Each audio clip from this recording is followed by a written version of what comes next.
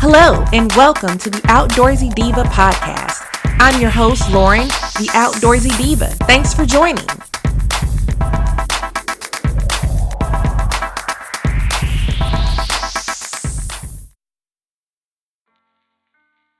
Hey, y'all. You are listening to episode 9 of the Outdoorsy Diva podcast. And today, we're going to talk about female solo travel. This is one of those topics that comes up quite often in a lot of my circles online, on social media, and it's one of the most commonly asked questions that I probably get on my blog and on Instagram and Facebook, etc. People will see that I've gone somewhere by myself, and I always get feedback like, wow, I love that you do that and you just go by yourself. And I don't think that that's something I could ever do. Or they say it's something they've always wanted to try and they just don't know where to start or how to do it, or they're really nervous about trying it. I'm going to give you 5 reasons to take a solo trip as a woman. I think taking a solo trip is something that every woman should plan to do at some point in her life. The first reason to plan a solo trip is the most obvious one. You can do what you want when you want. It's really that simple. You can wake up at the crack of dawn and see the sunrise if that's what you want to do. Or you can sleep in and be lazy and not leave the hotel until well afternoon. You literally can do whatever the hell you want. And it's such a liberating and a freeing feeling to have that kind of freedom that you don't often have if you take a trip, with family or with a significant other or with a group. You don't have to agree or come to a consensus. You don't have to consult anyone. You don't have to consider anyone else's interest but your own. It's a time where you can be 100% selfish, and it's absolutely okay. You can make sure that you do as much or as little in a day as you please.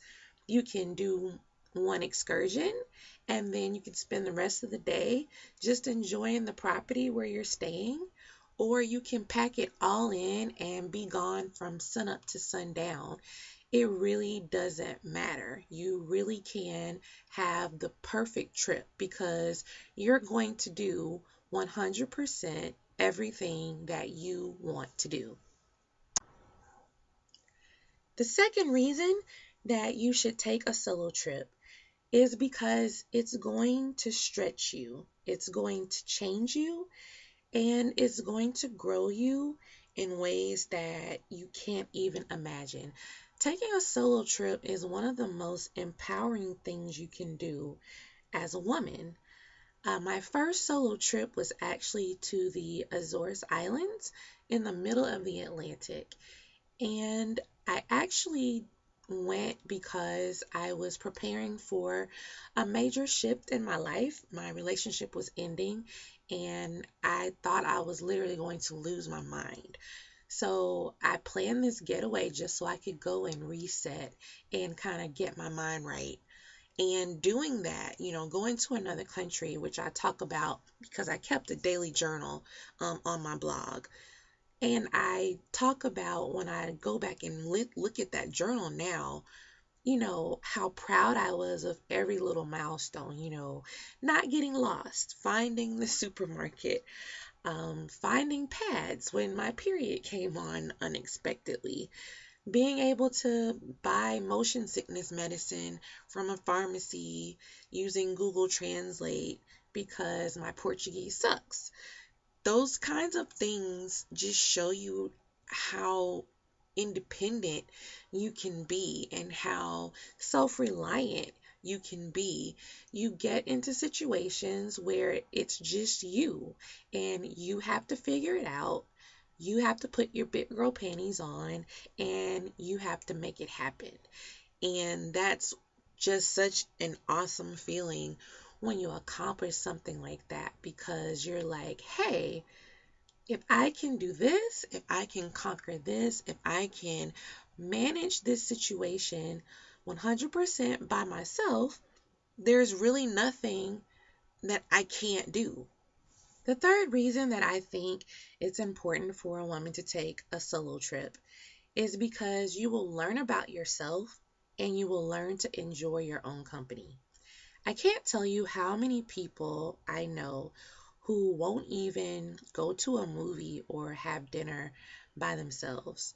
To me, it's like second nature. I will go to the movies, I will go to Disney World by myself, I go to Universal theme parks by myself. I will do just about anything by myself. And don't get me wrong, I haven't always been that comfortable in my own skin. So for people who have, difficulty or anxiety around that, I totally get it. I'm totally empathetic to it. But it's just something that I learned to get over because I didn't want to not do things that I enjoy simply because I didn't have anybody to do them with. And what you will learn when you travel alone is that you will learn to enjoy your own company. You'll learn to appreciate the quiet of having your own thoughts to yourself. You'll learn that having a meal by yourself really isn't all that bad. It's not the end of the world. You're not distracted by someone else's conversation and you don't feel obligated to entertain or have conversations with other people. So you really do enjoy your meal better. I know that sounds crazy, right? But to me, your food tastes better because you're 100% invested in the moment at hand. So you can appreciate the detail that your chef went through to plate that meal for you. And you can really appreciate the aesthetics of it. You'll take in the smells better. You will take in the taste better, and you'll find yourself trying to figure out what's in it and what they use. You can just savor that moment a lot better and with a lot more clarity when you don't have any distractions because it's just you.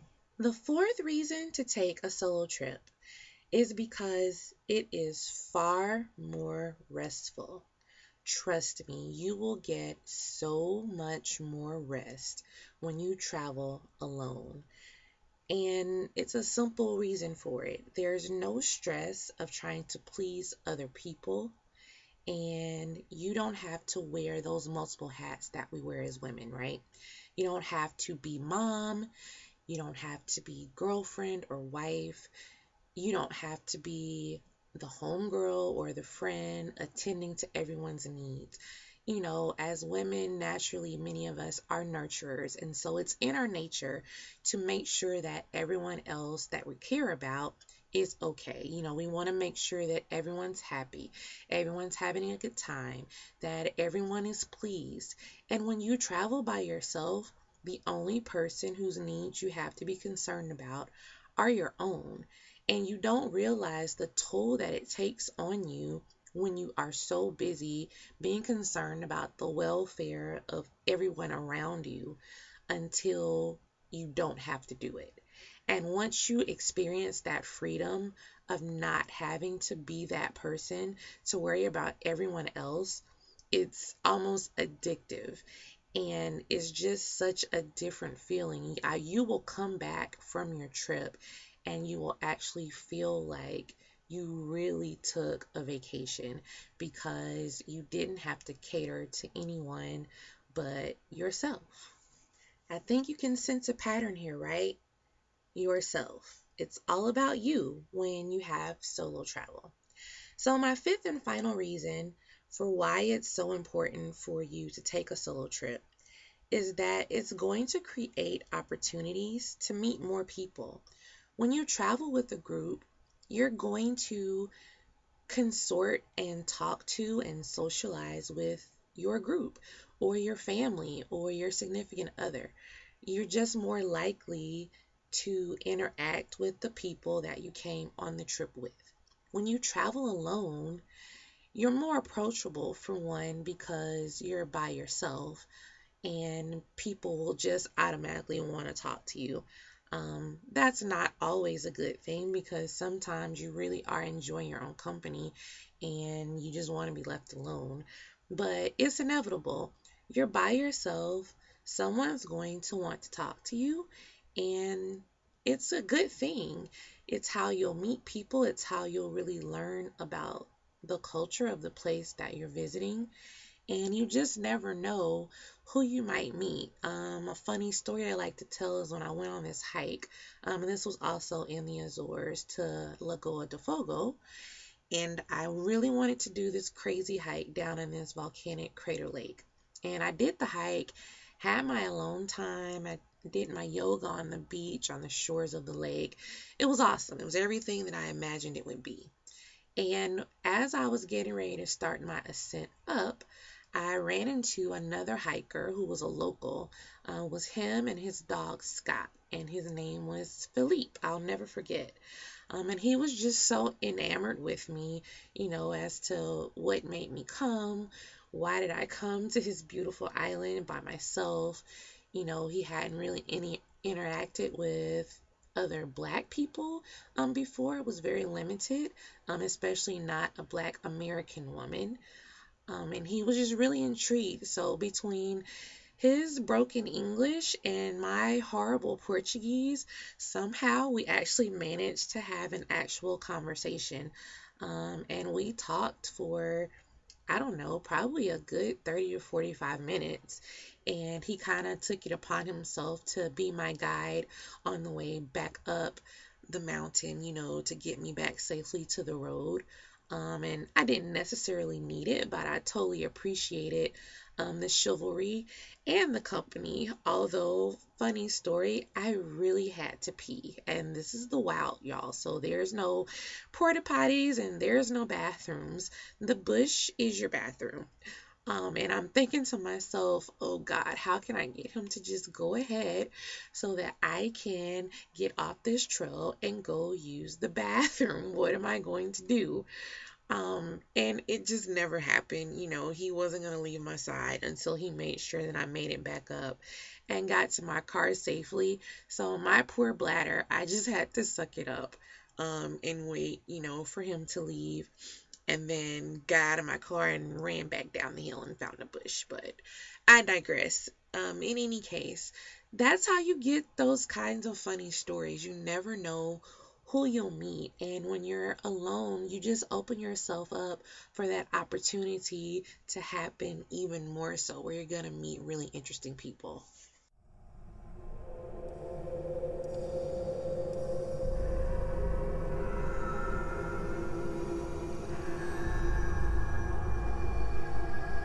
One of the biggest deterrents I know for people to plan solo travel is safety. And I get it. You hear horror stories about people being robbed or mugged or raped or even murdered when they travel. And the reality is that there is inherent evil in the world. Unfortunately, it's the world that we live in. And those kinds of tragedies can strike right here in your own home, in your own city, in your own country. So I just choose to not let fear define me. I choose to go and see the world and experience the beauty that I want to see because I think it's worth it. There are things you can do and there are steps you can take to try and protect yourself. And you plan to the best of your ability, and then you have to leave the rest up to God. Um, and then just let it be.